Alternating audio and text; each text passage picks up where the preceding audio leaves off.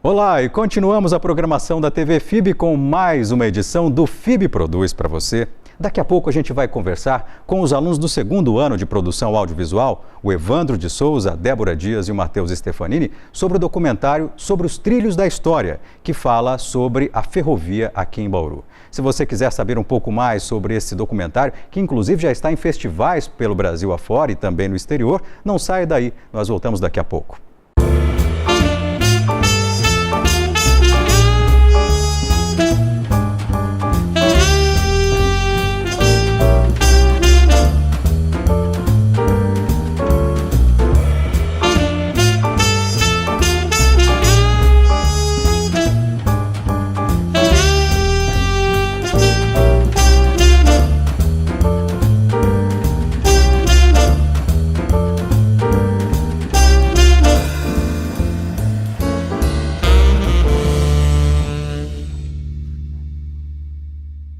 Fala galera, eu sou a Nath Graciano e esse é mais um FIB Dicas.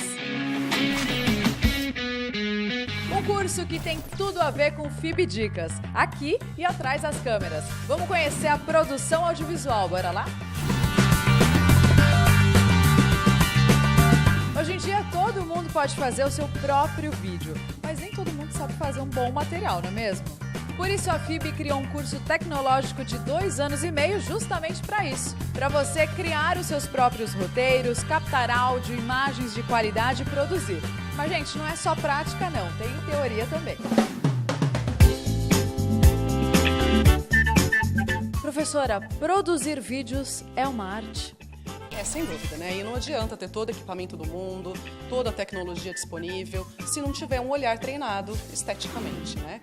Então, os alunos aprendem a treinar esse olhar aqui. E não só a questão do olhar, mas também a questão do som, da audição, qualidade de som, produzir, selecionar boas trilhas para que casem com as imagens, que tenham a ver com o ritmo de cortes das imagens também. E a estética anda junto com a tecnologia, né? E a melhor maneira para aprender a teoria é ir praticando, que é exatamente o que a gente faz aqui na FIB.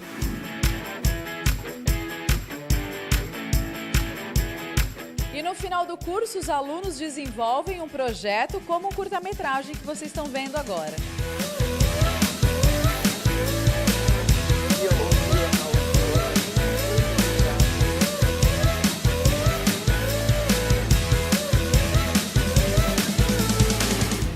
Bem legal, não? Bom, acho que a melhor coisa de estudar aqui na FIB é que os alunos estão mais ou menos no mesmo universo que você e você tem um acesso livre desde a administração e aos professores. É legal que você tem contato com coisas que normalmente você não se vê, tipo o laboratório de Mac, o estúdio em Chroma Key. Bom, aqui na FIB eu pude construir várias amizades, inclusive levar isso para a vida profissional. Estudar na FIB? Diferencial.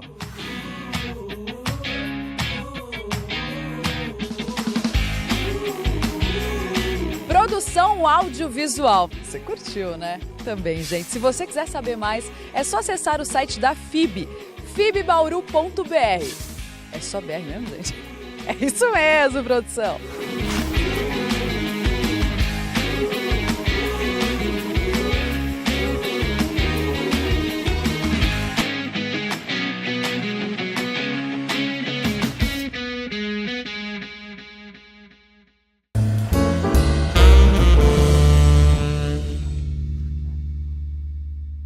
Olá, estamos de volta aqui na TV FIB com o FIB Produz para você. Hoje a gente vai falar sobre o documentário Sobre os Trilhos da História. Nós estamos aqui com os alunos do segundo ano de produção audiovisual, o Evandro de Souza, a Débora Dias e o Matheus Stefanini. Muito obrigado, gente. Obrigado. Então vamos lá, vamos contar para o pessoal sobre o que é este documentário, que eu achei particularmente um carinho que vocês fizeram à memória afetiva do bauruense, que é a ferrovia, né? Então conta pra gente como é que surgiu a história, né? O Evandro fez a direção, a Débora fez o roteiro, o Matheus fez a captação de áudio direto e edição de som. Legal. Começou com uma ideia minha do Leonardo. Eu sou filho de ferroviário, sou neta e tal. Então a gente pensou em alguma coisa que falasse sobre Bauru. Primeiro eu dei a ideia de fazer sobre cinema, porque tinha muito cinema em Bauru. Aí o Léo achou melhor fazer sobre a ferrovia. E a gente foi meio que afunilando. E a gente, no documentário a gente trata sobre a época de auge mesmo da ferrovia, o que ela trouxe de bom para a cidade, a época da decadência e essa parte da ocupação cultural que está tendo lá agora. Sim. E é interessante, né? Bauru tem essa ligação, não é? Porque havia o hábito dentro da ferrovia dos pais trazerem os filhos e assim sucessivamente. Sim. E aí eu queria saber, como é que você selecionou, como é que vocês selecionaram as pessoas que iam dar as entrevistas, enfim. Você usou, por exemplo, o seu pai, os amigos dele, como é que foi? Então, a princípio eu até pensei em chamar meu pai, só que daí estava meio corrido, por causa do horário dele, dos nossos. E a gente foi meio que selecionando. A gente foi atrás de pessoal do museu, foi atrás de gente que tinha a ver com a ferrovia. Às vezes uma pessoa dava uma entrevista e falava assim, conversa com tal pessoa que vocês vão ter mais alguma coisa. Ou a gente ia gravar e às vezes a pessoa desmarcava em cima da hora que aconteceu. E a gente conseguia uma entrevista, até melhor do que a gente pensou que ia conseguir. Então a gente meio que foi uma coisa puxando a outra. A gente marcava com o entrevistado e às vezes a gente conseguia contato de outro. Então a gente foi fazendo essa linha mesmo, né? Inclusive vocês acharam gente jovem que pesquisa, Sim, né? Porque o documentário ele é dividido em 3 partes, né? Então a gente, para fazer a base histórica, explicar o que foi, por que foi, tudo aquilo, a gente conversou com o Douglas, que ele trabalha no Museu Ferroviário e ele pesquisa esse assunto há muito tempo e foi fundamental, assim. Maior. Aí depois a gente queria conversar com gente que viveu naquela época, que trabalhou lá, que teve essa experiência. Então a gente chamou o vô do Henrique, que é da equipe, que não está aqui hoje, e o avô da namorada dele. Eles trabalharam lá 40, 30 anos, uma coisa que a gente não consegue mais imaginar hoje. E aí depois, para relatar como que está sendo essa ocupação cultural, a gente chamou pessoas responsáveis por grupos que já estão lá ou que vão ocupar aquele espaço. Como é que foi para vocês a sensação, não é? Não sei se vocês já tinham contato, né? Quer dizer, a Débora tinha com os pais, né? Com o pai. Mas e para vocês, como é que foi a sensação, não é? De entrar naquele espaço? Porque é um espaço gigante, né? Sim. Gigantesco. Para mim, assim, meu avô também, ele era maquinista e eu sempre escutei conversas, assim, dele, coisas que ele me contava sobre o trabalho e tal, mas eu nunca tinha entrado lá. Quando eu era criança, só o museu era aberto ali, né? E depois de uns anos, acho que em 2009, eu assisti uma peça no salão principal, que foi, pra mim, já foi um máximo, porque pra mim aquilo ali era a estação, não tinha mais muita coisa. Mas foi quando a gente começou a pesquisar para fazer o documentário que a gente entrou lá em cima, e aquelas salas enormes, quebradas, porque era uma coisa bizarra, dava uma sensação estranha, porque parecia que do dia pra noite esvaziou o prédio. Porque ainda tinham salas que tinham mesas, cadeiras, documentos jogados no chão. Então, era uma sensação bem estranha, assim. E tem muito lugar. Aquele lugar é muito grande. Muito. É muito imenso. E pra mim também, vendo como uma pessoa de fora, porque eu não sou de Bauru, né? Eu sou de Botucatu. Então, pra mim, eu não sabia quase nada praticamente quando eles vieram com a ideia. E eu fui pesquisar tudo e eu vi o tamanho que era a ferrovia de Bauru. E eu comecei a pesquisar, eu chegava da faculdade, pesquisava o que foi, eu via mais a história, eu vi o tamanho que era. E no dia seguinte ia lá, chegava e estava tudo destruído lá, estava tudo abandonado. Então era um contraste muito grande, era um desconforto muito grande de chegar de noite e ver tudo lá, o que foi, a grandeza que foi, que transformou Bauru de praticamente uma vila para uma cidade muito forte no interior. E no dia seguinte eu tô lá gravando um negócio que tá tudo desmoronando, tá tudo pichado. Pra mim foi um choque muito grande de entrar lá e ver tudo isso. E isso, quando a gente começou a entrevistar as pessoas mais velhas que tinham trabalhado lá, a gente não tinha pensado que ia ter isso, mas eles têm uma saudade muito forte de lá. Eles falam com muito saudosismo e tal. A gente achou que eles iam contar como era o trabalho, mas era uma coisa muito mais sentimental do que técnica. Sim. E todos eles, sem a gente perguntar nada para induzir a isso. E depois a gente percebeu que é um lugar que trabalhava muita gente e que aquilo era até o senhor, família, né? E até um dos entrevistados, ele comenta que era o trabalho dele, mas foi a partir dali que ele construiu a família dele. Então era uma coisa que era fundamental na vida dessas pessoas. Vocês nasceram em que ano? Desculpa perguntar. Não vou perguntar para a Em Débora. 1991. 91. Isso. Mais ou menos década de 90, né? Sim. Pra vocês terem uma ideia, olha só como é que eu estou velho, né? Eu fazia escolinha da rede em 94. Nossa. Com 14 anos. Então, eu ainda peguei alguns funcionários ali de muitos anos. E o capricho mesmo com as coisas, é uma coisa fundamental para mim, porque eles iam fazer um poste, não era um pedaço de madeira reto, era um pedaço de madeira torneado, trabalhado, no padrão, quer dizer, e eu fiquei sabendo neste período, e é por isso que eu fiquei assim, muito tocado com a iniciativa, é que era uma forma de ascensão social que nós tínhamos em Bauru ser ferroviário, porque o salário era alto, a exigência era bastante grande dos profissionais, né? Então eu imagino que tipo de sensações com as quais vocês entraram em contato agora, porque eu simplesmente estudei lá 1 ano e pouco, mas havia pessoas que estavam lá há gerações. Então eu imagino as decepções que vocês devem, os lamentos que vocês devem ter ouvido, especialmente quando a pessoa volta para o prédio. Sim, tem um dos entrevistados falou que ele faz passa. muitos anos que ele nem passa lá na frente. E Ele imagina como tá, né, lá na frente, nem imagina como que tá o prédio, porque ele não gosta de ver, e faz uns 2 anos mais ou menos que ele falou que não passa lá. sim. E dá tristeza, né, da pessoa, tipo, ter trabalhado tantos anos lá e agora não querer passar na frente pelo simples fato de não ver como está o lugar, sabe? É muito impactante mesmo. Vamos dar uma olhadinha no trailer do documentário sobre os trilhos na história e daqui a pouco a gente volta.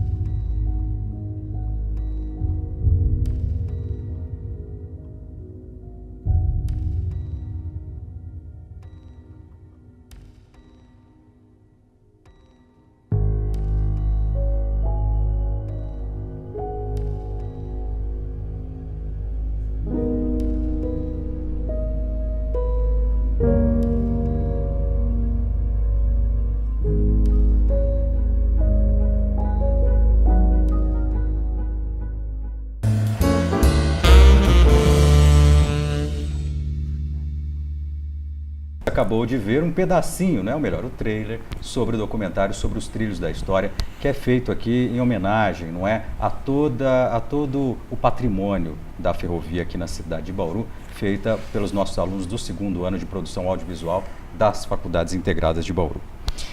Gente, eu queria que vocês comentassem das experiências que vocês tiveram profissionais, no caso de rádio e televisão, né, no caso de radialistas, que vocês serão em pouco tempo.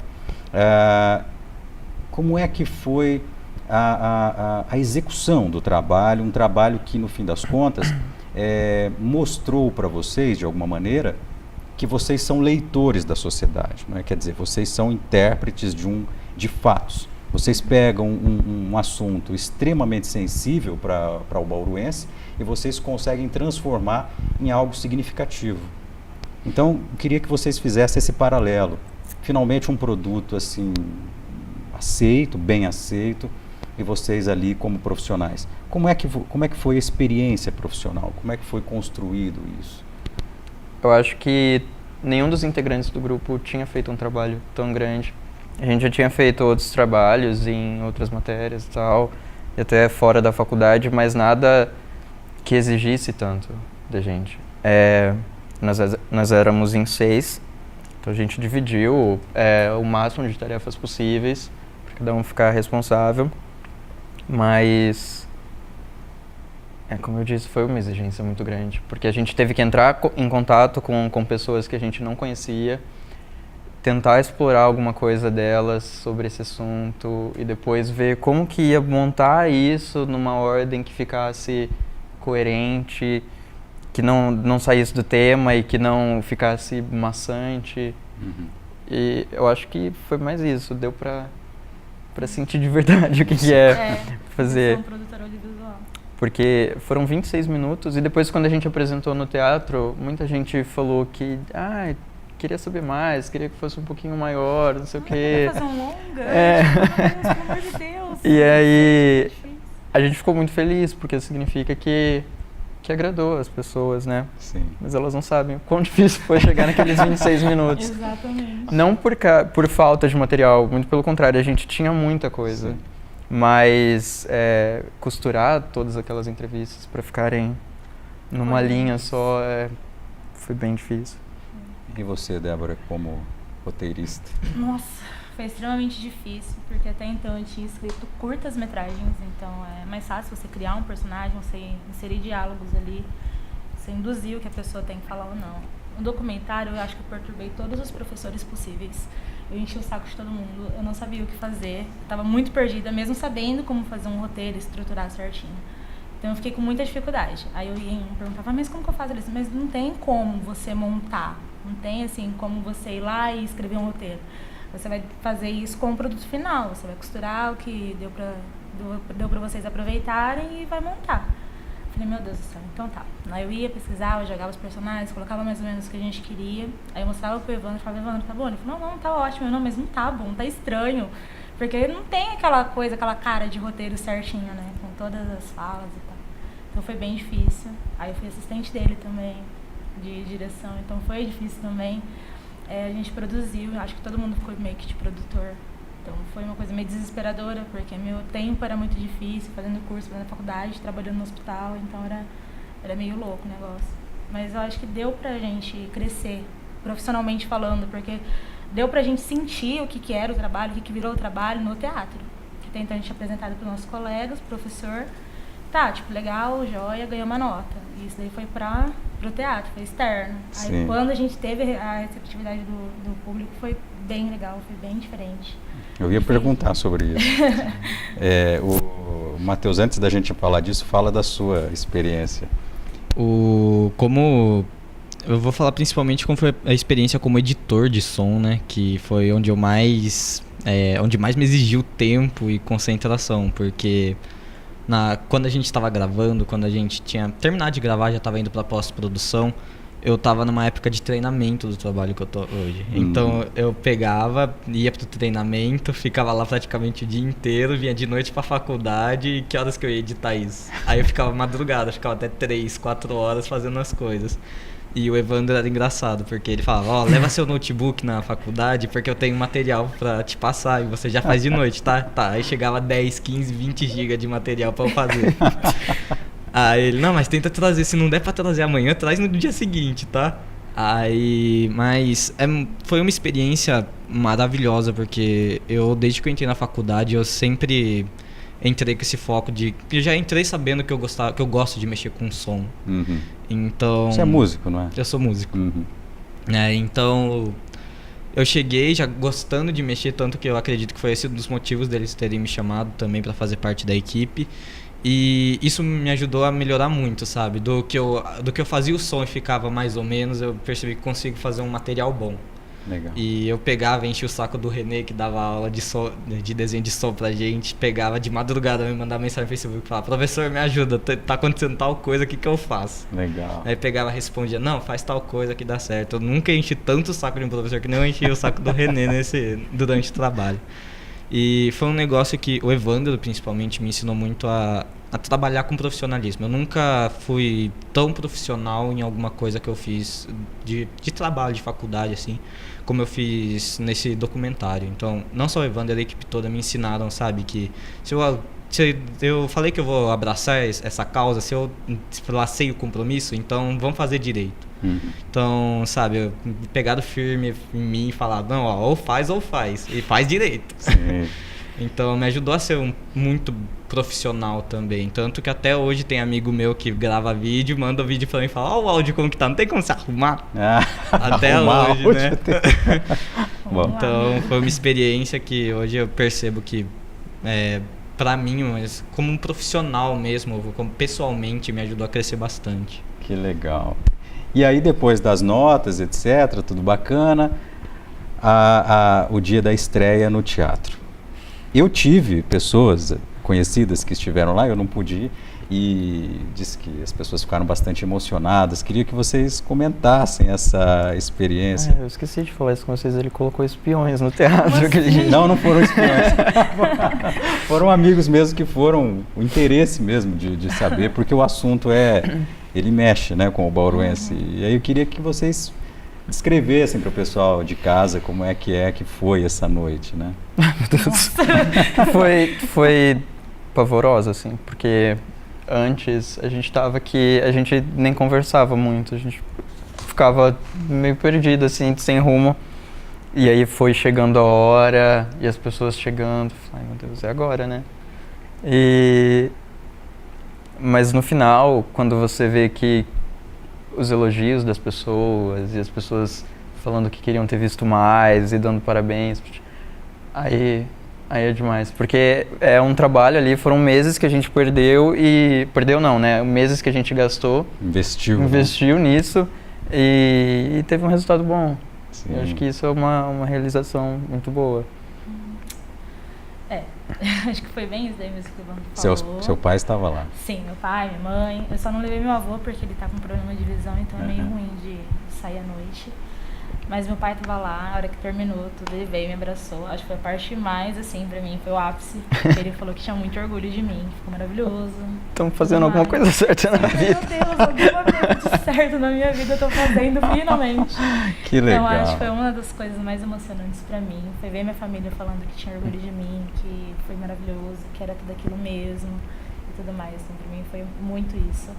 Nós somos professores, ficamos. Sim, mas obrigada. aí a gente é suspeito. Obrigada. E vocês já inscreveram para festivais? Como é que tá? Já, a gente mandou para alguns, fomos aceitos em 2 já. Um no Rio de Janeiro, agora que acontece no final de setembro.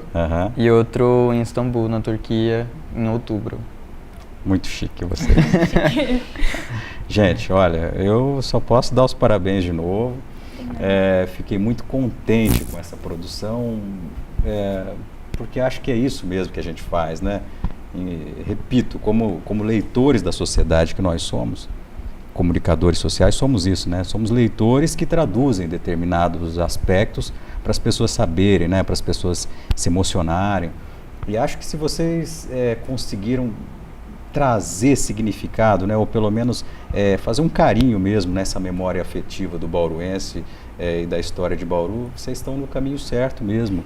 Porque é muito, muito significativo quando a gente consegue fazer com que as pessoas percebam, né, alguma coisa que estava esquecida. E não foi uma coisa negativa, né? Eu acho que foi muito positivo, apesar de toda a destruição pelo qual passou esse lugar. O fato dele estar sendo, né, enfim, recuperado aos poucos, enfim, sendo usado aos poucos, é muito bacana. Então, parabéns mesmo, Obrigado. Viu? Obrigado por terem vindo. E eu espero que vocês façam mais coisas, A gente também. espera. Muito obrigado, viu, por terem vindo. Obrigada a você. Para você que está em casa, a gente deixa você aqui com o Vinícius Dias Urlo. Sempre a gente traz aqui um músico da nossa região, valorizando aqui a arte da cidade. O Vinícius mostra para você uma música que se chama Areial. E a gente espera você na próxima edição do FIB Produz. Até mais.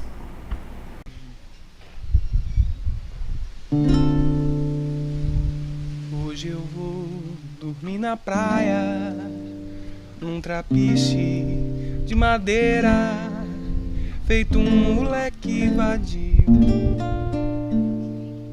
feito um capitão da areia, sob a lua da Bahia, que a todos alumeia sem ter preconceito algum.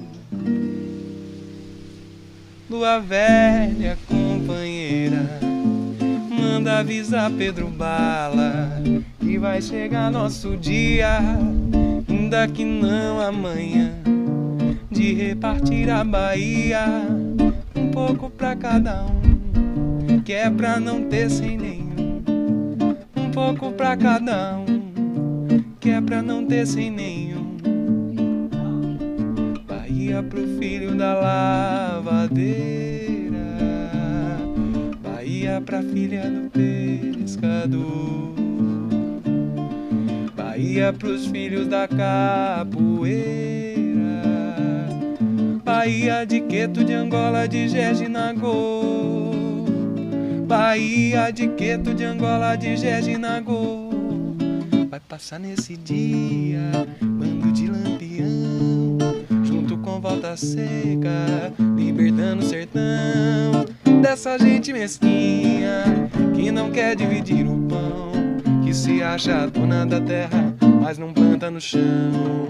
De uma gente mesquinha que não quer dividir o pão, que se acha dona da terra, mas não planta no chão.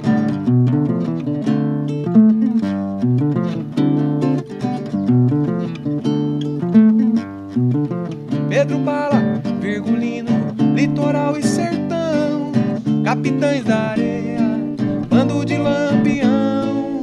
Pedro Bala, Virgulino, litoral e sertão, capitães da areia, bando de lampião.